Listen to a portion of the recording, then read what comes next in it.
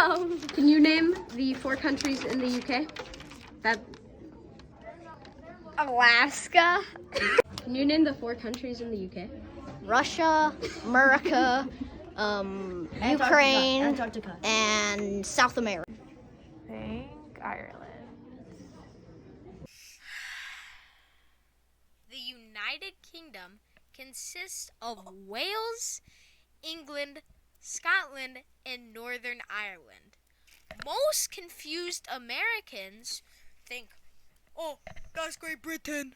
But Great Britain is a geopolitical term, not a political one. It refers only to Scotland, England, and Wales, leaving out my poor boy Northern Ireland. This is Great Britain. This is the UK.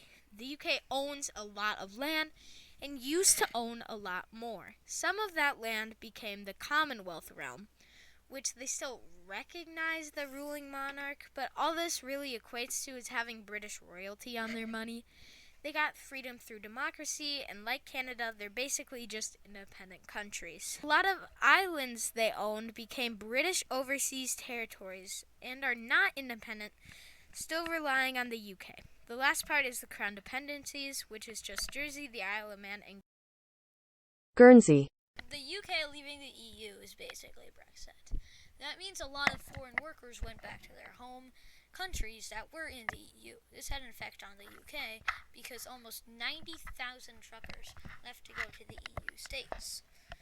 This is a low chance of the UK going through with Brexit because in Scotland, where 90% of the population voted no to Brexit, if they went 100% through with Brexit, the UK would only be England, Wales, and Northern Ireland.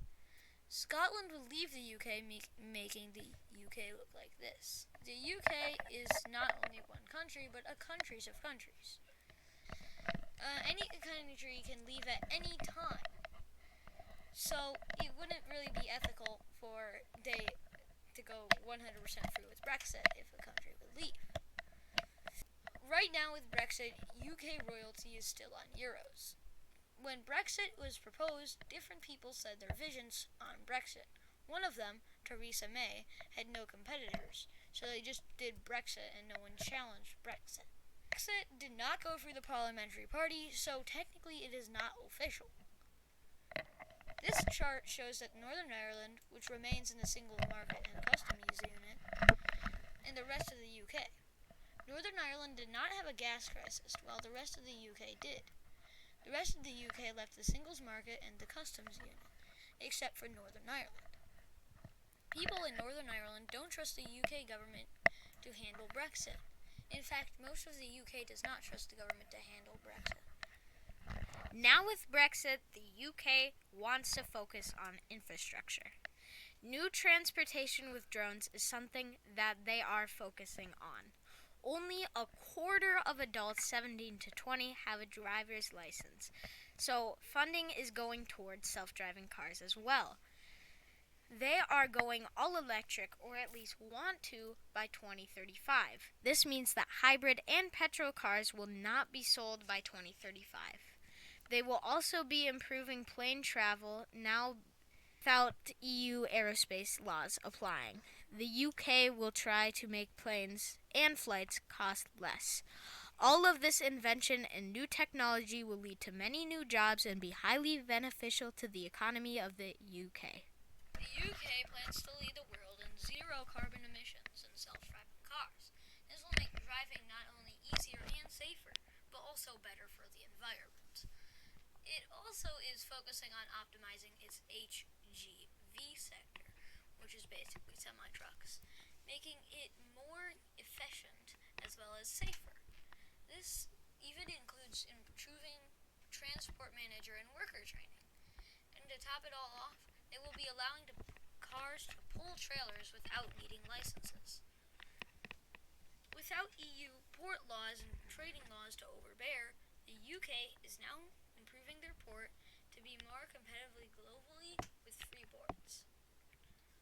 Without EU rail laws still in place, the UK is making large improvements to trains and rails. With the William Shapps plan for rail train rides will become more accessible, and more enjoyable. The UK, now more than ever, is focusing on space. Without having to follow the EU laws, they are focusing on protecting space from weaponization, and this will be done in conjunction with their new space partners, as well as still being partnered with the European Space Agency. Local governments are given more opportunities to help their communities, which were taken over by the EU. UK taxes will be spent on the community instead of the EU membership fees.